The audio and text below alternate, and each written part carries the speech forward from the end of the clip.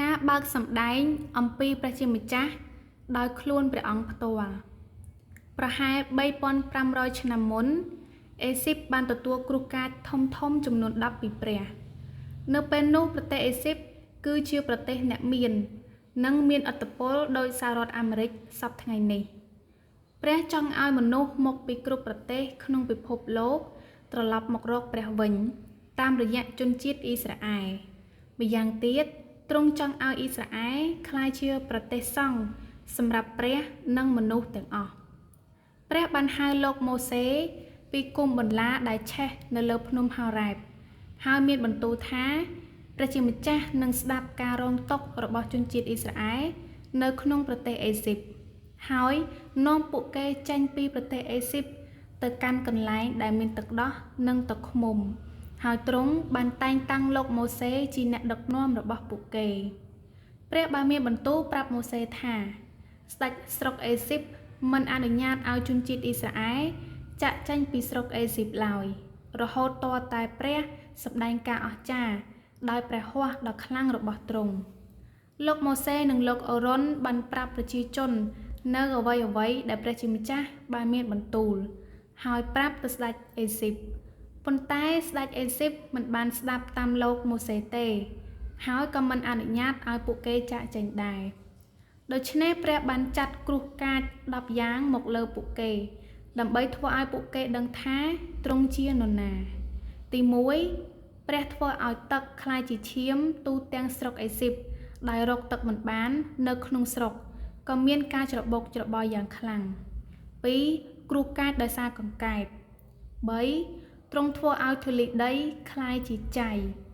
4ទ្រង់ធ្វើឲ្យវងរុយនៅពាសពេញអេស៊ីប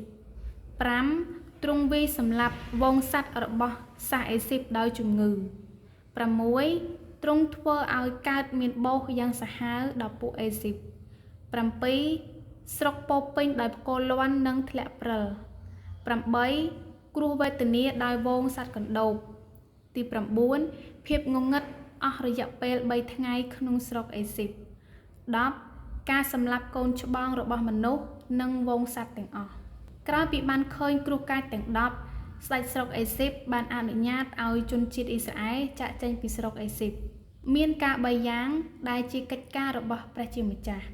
ទី1ជាការងារដែលព្រះជាម្ចាស់ធ្វើដោយទ្រង់ផ្ទាល់ទី2ជាការងារដែលព្រះធ្វើតាមរយៈទេវតា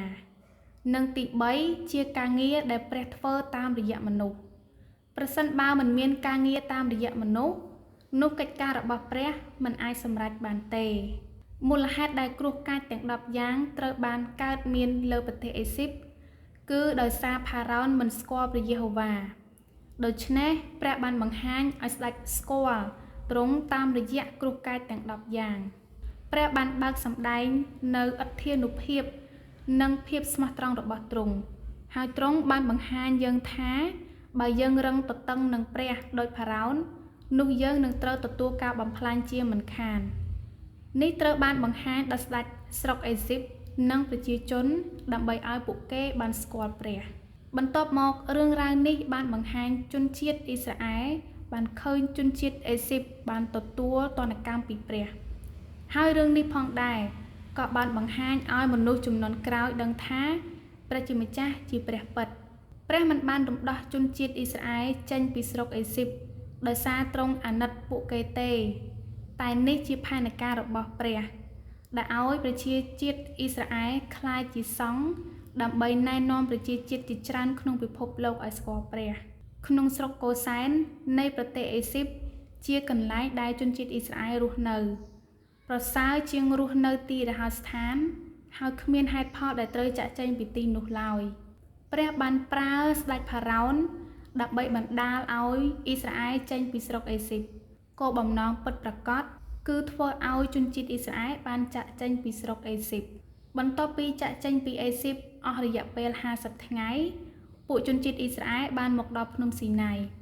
ហើយលោកម៉ូសេបានឡើងទៅលើភ្នំស៊ីណាយដើម្បីជួបព្រះមានបន្ទូលមកកាន់ជនជាតិអ៊ីស្រាអែលថាតើឯងដឹងទេថាហេតុអ្វីបានជាយើងដឹកនាំឯងរាល់គ្នាចេញពីស្រុកអេស៊ីប ប្រសិនបើឯងស្ដាប់ដោយយកចិត្តទុកដាក់នៅបន្ទូលរបស់យើងហើយកាន់តាមច្បាប់របស់យើងនោះឯងនឹងក្លាយជារបស់យើងពីគ្រប់ជាតិសាសន៍របស់ពួកបូជាចារ្យនិងជាប្រជាជនដ៏វិសុទ្ធចំពោះយើងផែនការរបស់ព្រះក្នុងការហៅជនជាតិអ៊ីស្រាអែលចេញពីស្រុកអេស៊ីបគឺចង់ឲ្យពួកគេក្លាយជាប្រជាជនបរិសុទ្ធហើយរស់នៅដោយមានព្រះពរនេះគឺដោយសារព្រះបានបង្កើតមនុស្សទាំងអស់ក្នុងពិភពលោកដោយសេចក្តីស្រឡាញ់ទោះយ៉ាងណាក៏ដោយការបរិភោគផ្លែដឹងខុសត្រូវអំពើបាបបានចូលទៅក្នុងពិភពលោកហើយនៅទីបំផុតមនុស្សបានឃ្លាតឆ្ងាយពីព្រះដោយសារហេតុនេះហើយទើបធ្វើឲ្យមនុស្សបានដាច់ចេញពីព្រះដូច្នេះហើយផែនការរបស់ព្រះគឺធ្វើឲ្យជនជាតិអ៊ីស្រាអែលបានក្លាយជានគរសង្ឃរបស់ព្រះមូលហេតុដែលព្រះបានហៅជនជាតិអ៊ីស្រាអែលគឺដោយសារទ្រង់សង្ឃឹមថាពួកគេនឹងក្លាយជាប្រជាជាតិគំរូមួយនៅក្នុងពិភពលោកនេះនឹងអាចធ្វើជាអ្នកផ្សះផ្សារវាងប្រជាជាតិជាច្រើនឲ្យបែរមករកព្រះដោយការដើរតាមជនជាតិអ៊ីស្រាអែលប្រសិនបើជនជាតិអ៊ីស្រាអែលរស់នៅតាមច្បាប់របស់ព្រះនឹងប្រទានពរដល់ពួកគេហើយនឹងធ្វើឲ្យប្រជាជាតិផ្សេងទៀតចង់ទទួលបានព្រះពរដោយជនជាតិអ៊ីស្រាអែលដែរទោះជាយ៉ាងណា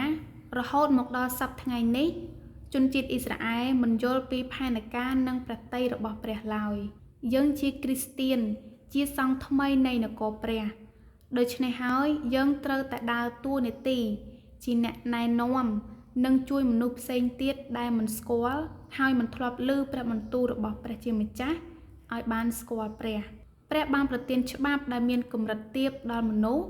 ដើម្បីឲ្យមនុស្សប្រព្រឹត្តតាមដែលនេះជាបញ្ញត្តិ10ប្រការ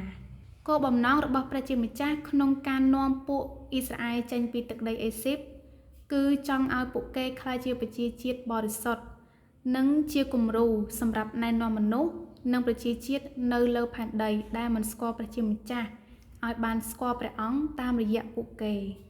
ប៉ុន្តែពួកជនជាតិអ៊ីស្រាអែលមិនបានយល់ពីព្រះハរតីរបស់ព្រះជាម្ចាស់ទេដូច្នេះហើយព្រះអង្គក៏យាងមកផែនដីដោយយកនិស្ស័យជាមនុស្សលោកដូចជាយើងរាល់គ្នាដែរនោះគឺជាអង្គព្រះយេស៊ូវគ្រីស្ទ